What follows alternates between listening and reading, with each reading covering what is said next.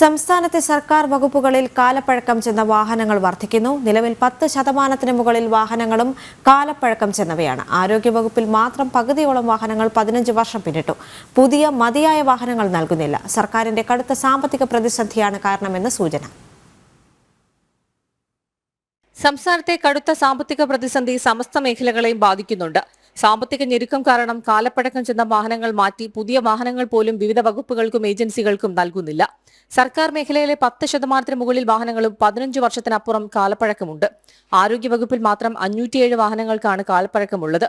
ആഭ്യന്തര വകുപ്പ് 116, റവന്യൂ 102, വനിതാ ശിശുക്ഷേമം 68 എന്നിങ്ങനെയാണ് കണക്കുകൾ. കേന്ദ്ര ചട്ടമനുസരിച്ച് കാലപ്പഴക്കം ചെന്ന വാഹനങ്ങൾ ഉപയോഗിക്കരുതെന്നും അത്തരത്തിൽ ഉപയോഗിച്ചാൽ രജിസ്ട്രേഷൻ റദ്ദാക്കാനുമാണ് നിർദ്ദേശം.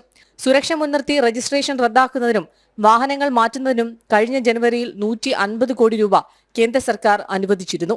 രാജ്യത്തെ പഴകിയതും അനുയോജ്യമല്ലാത്തതും മലിനീകരണം ഉണ്ടാക്കുന്നതുമായ വാഹനങ്ങൾ കുറയ്ക്കുന്നതിനുള്ള കേന്ദ്ര പദ്ധതിയുടെ ഭാഗമായിട്ടായിരുന്നു തുക അനുവദിച്ചത്. എന്നാൽ ചട്ടങ്ങൾ മറികടന്ന് വർഷങ്ങളോളം പഴക്കമുള്ള വാഹനങ്ങൾ വിവിധ വകുപ്പുകൾ ഇപ്പോഴും ഉപയോഗിച്ചു വരികയാണ്. രശ്മി കാർത്തിക, ജനം, തിരുവനന്തപുരം.